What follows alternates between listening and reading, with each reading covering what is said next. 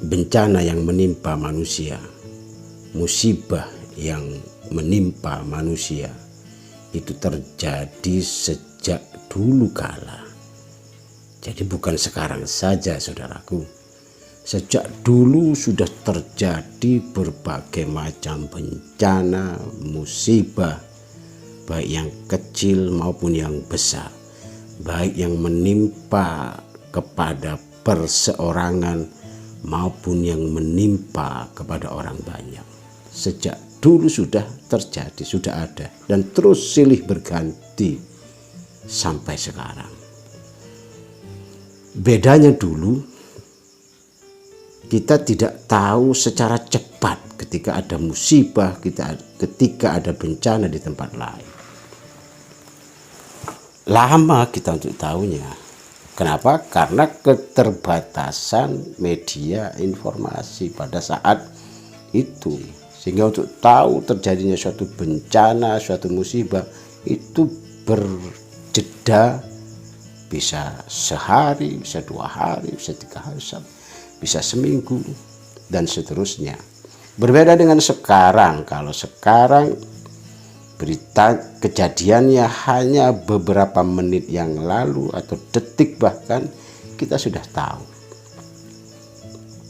Karena majunya, pesatnya teknologi informasi, adanya internet, handphone, termasuk juga televisi yang semakin canggih.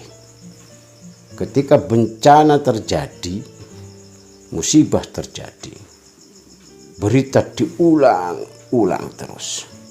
Belum lagi yang mengupload secara pribadi, orang-orang yang mengambil gambar, mengambil video di tempat kejadian dari berbagai sudut, kemudian diberi caption yang mungkin mengerikan, sehingga orang yang membacanya, orang yang menontonnya merasa panik, ketakutan, gelisah, merasuki pikirannya karena berita itu terus diulang-ulang, dan bertanya-tanya, ada apa ini? Apakah Allah sudah murka? Apakah akan segera terjadi kiamat?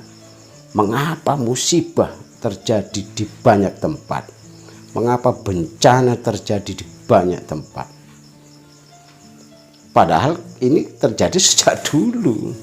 Tapi dulu tidak sekaget sekarang, tidak sepanik sekarang, tidak serisau sekarang, tidak setakut sekarang.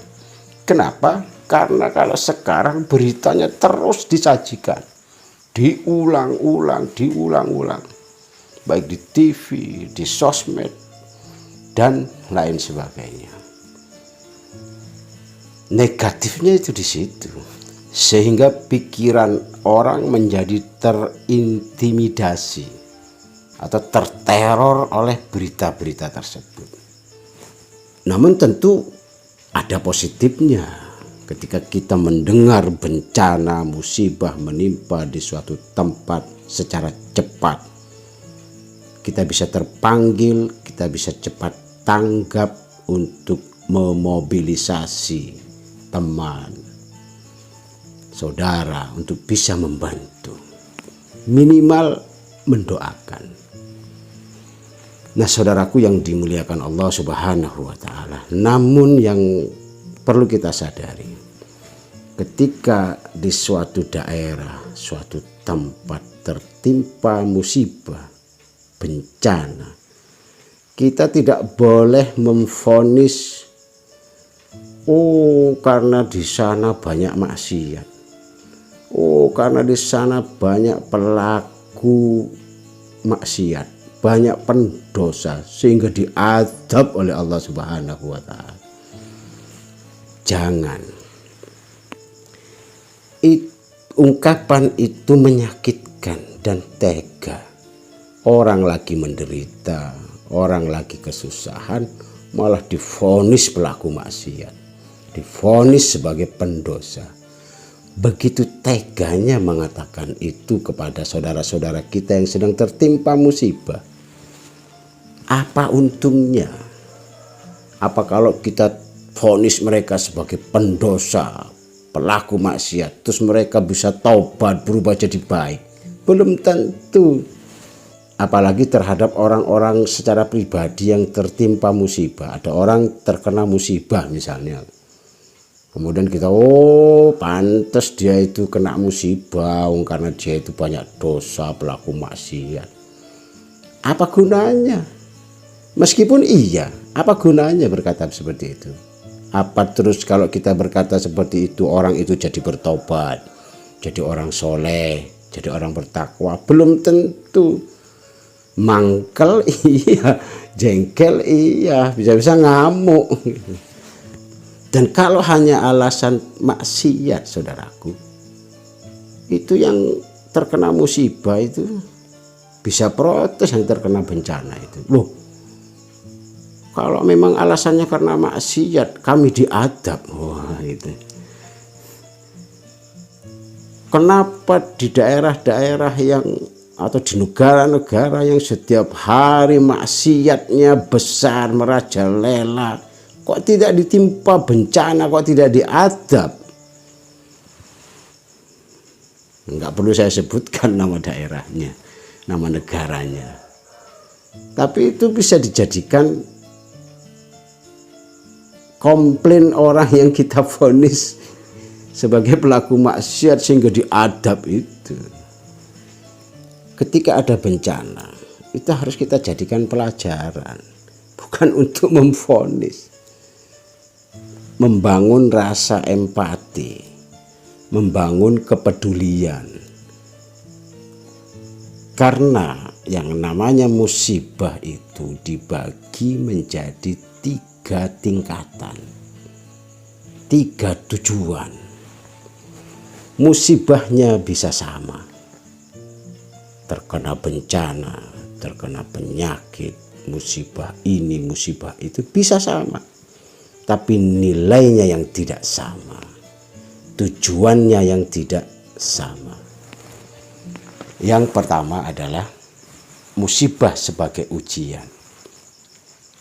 Diperuntukkan kepada orang-orang yang bertakwa, orang-orang yang taat, orang-orang yang menjalankan perintah Allah dan perintah Rasulnya secara konsisten, sehingga ia perlu diuji untuk melihat kekonsistenannya.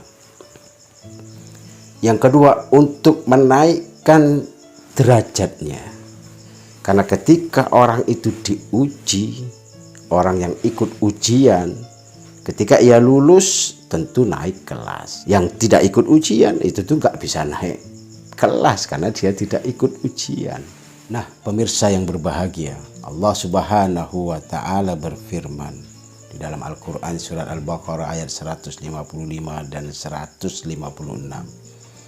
Walanabluwannakum bisyai'im minal khauf, dan pasti kami akan menguji kalian dengan sedikit ketakutan, waljo kelaparan, wanaksim minal amwal dan kekurangan harta, wal anfus nyawa, wassamarat dan buah-buahan, wabassiris sabirin dan sampaikanlah kabar gembira kepada orang-orang yang sabar.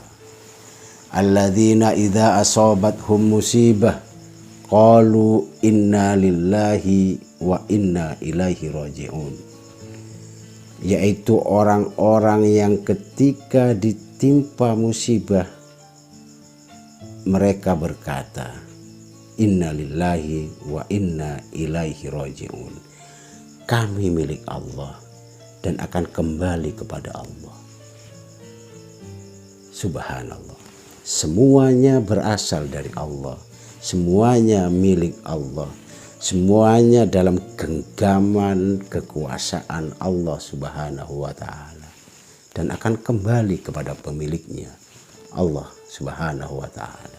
Allah yang maha besar, Allah yang maha kuasa, Allah yang menciptakan kehidupan dan kematian. Saudaraku yang berbahagia, ternyata kuncinya ada di inna lillahi wa inna ilaihi raji'un.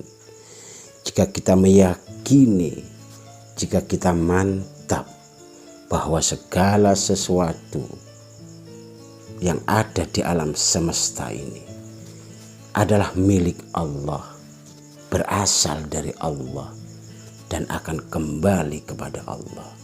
Sehebat apapun kita, sekuat apapun kita, sekaya apapun kita, seberkuasa apapun kita akan kembali kepada Allah.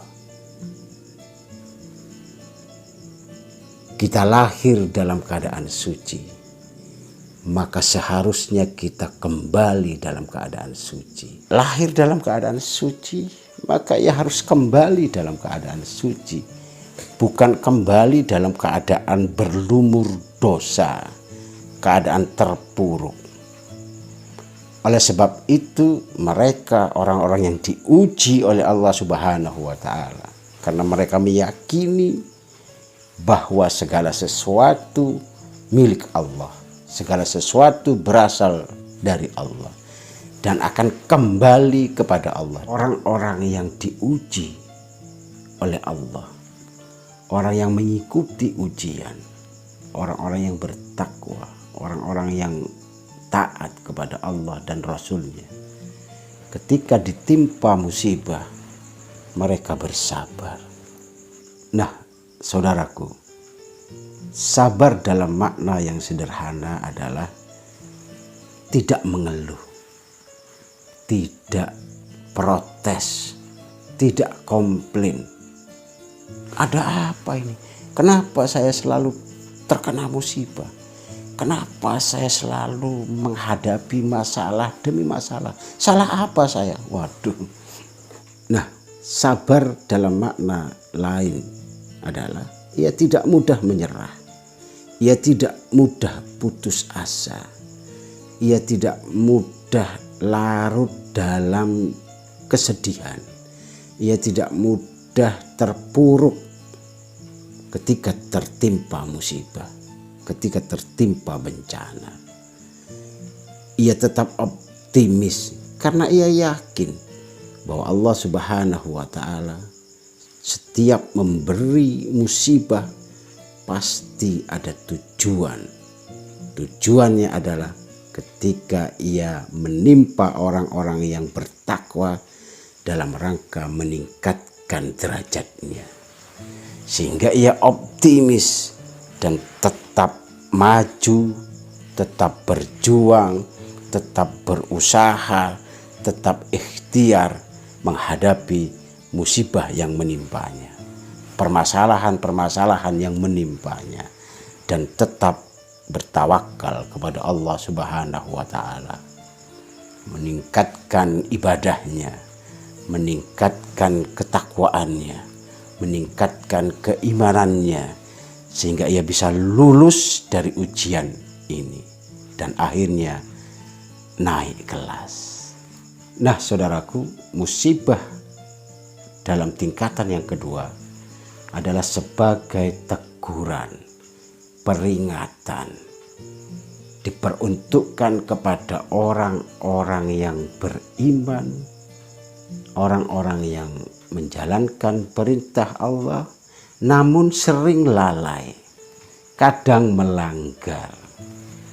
Tujuannya adalah agar kembali, agar ia tidak larut di dalam kesalahannya, agar ia tidak terlena di dalam pelanggarannya.